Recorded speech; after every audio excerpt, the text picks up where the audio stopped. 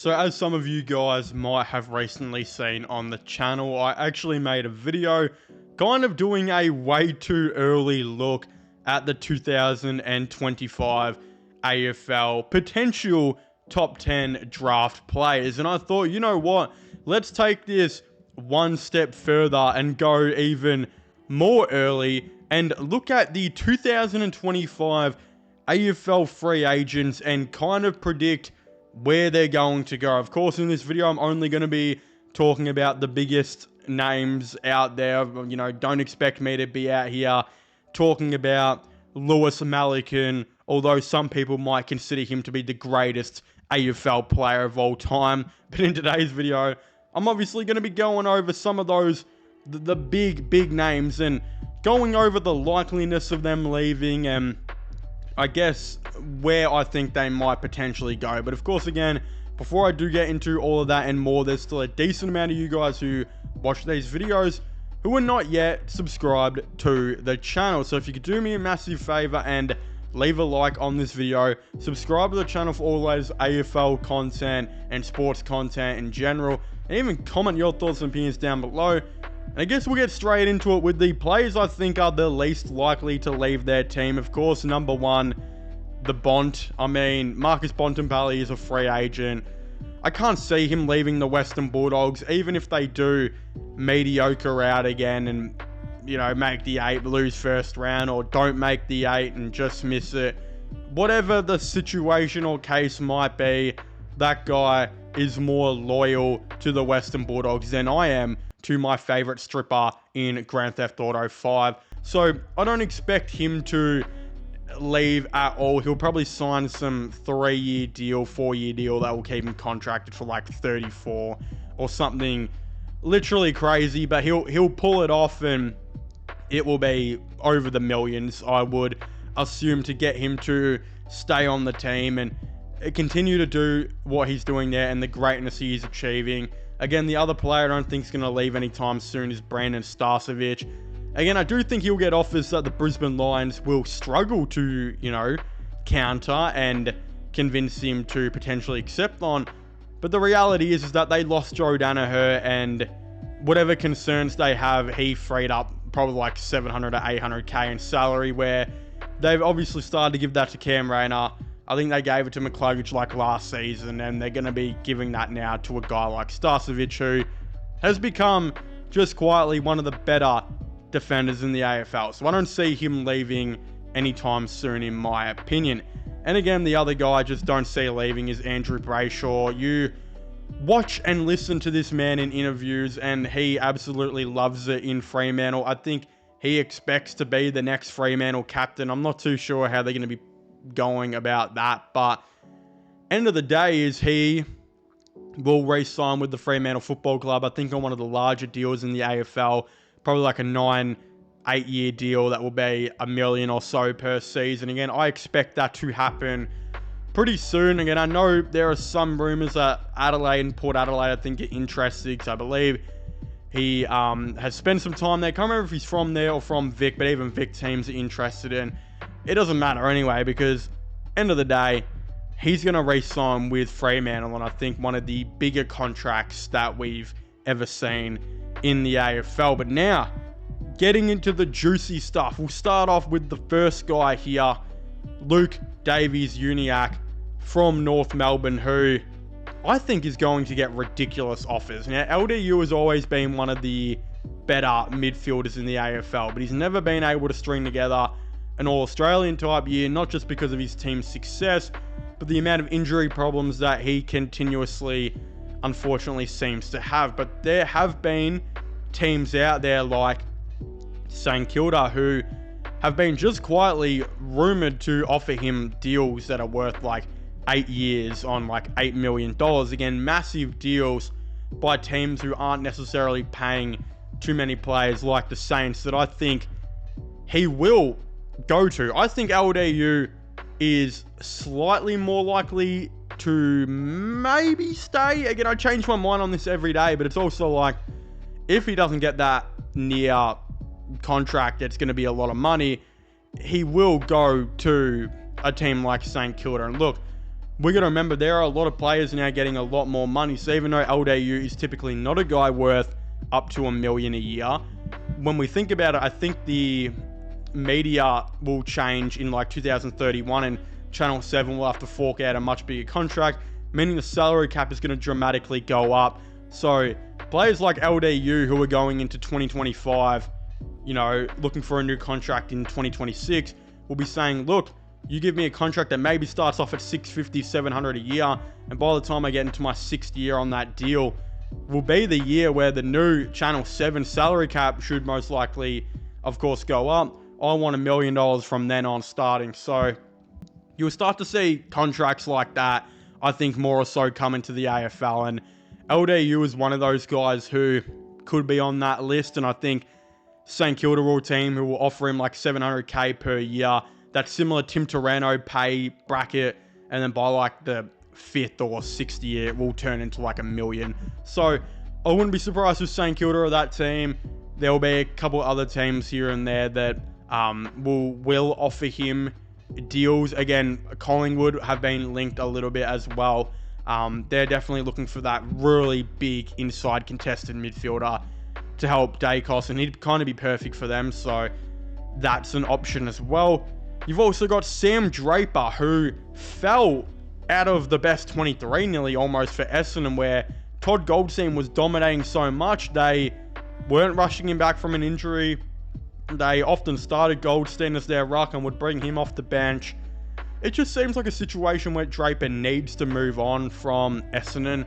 And I think a team like Adelaide, who dropped Riley O'Brien once or twice, I think last season, could be looking for a new ruckman. He's also from Adelaide. You've also even got a team like Richmond, who it's tough to say if they'd go with Draper, considering Nank is still technically quite a margin better than Draper, but it's obviously like Draper can continue on for the next couple of years. It's do a team like the Tigers look at him? Does another team out there, you know, maybe go and look at him as well? There will definitely be some options and some contenders who will offer him deals. It also could be like Essendon could just come out and offer him a deal as well. But I think a team like Adelaide will look to offer him a sizable contract of some proportion that could see him leaving. I think he's the first one on this list who is more likely to leave next season than probably staying. And talking about a guy who has had, you know, a lot of interest in staying with his team, does happen to be Tom De Koning. Again, Tom De Koning, I think, wants to stay at Carlton, but Carlton have a big salary cap issue, and they're, you know, freaking tight as anything. Pause. In the salary cap so far. They even shopped out Matt Kennedy to get rid of his contract. They've been interested in getting rid of players like Lewis Young's contract, all of the above. Even doing all that, it will be similar to that LDU contract, where it'll start off at like $600K, and by the time you get to the 5th or the 6th year, wouldn't be surprised if it gets to like $1 million when that new Channel 7 deal does kick in. That could be something that happens. I think it's more safe to say that Koning probably won't get that deal, but it could still fair well be like $700 to $800K per season, which I don't know if Carlton can afford, and they've already got Pitnet signed up for many, many years now.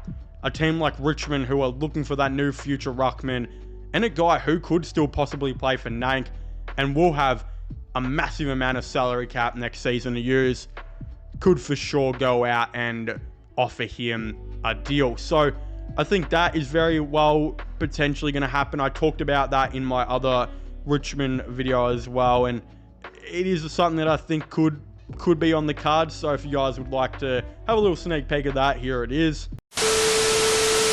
But I want to talk about De Koning real quick, because De Koning right now, if I know right, I think signed for about $750 to $800K for Carlton. And there were rumours that when he signed that 2-year deal, that he was going to be getting about 5-year contract offers worth $800K or so. And we now know that De Koning has really, really pushed that number up. And I wouldn't be surprised if this is his absolute breakout year and he does, you know, assert himself as a top 3, top 4 ruckman in the game. And I wouldn't be surprised if next year there are teams who come up to him and say, look, we'll give you $900K over 5 years to come and join our team. And I just don't think Carlton are going to be able to match that. Again, as we know, Carlton are apparently the tightest team right now in the AFL salary. They really can't move anywhere at all. And again, there were rumors for a while they were interested in Houston, and then it was revealed like their salary was actually that tight. It was almost physically impossible to get Dan Houston in. Again, they tried some things. They moved on Matthew Kennedy, which that was a good decision because not only was he on some money, but they needed to change their midfield dynamic up a little bit. So they moved on him.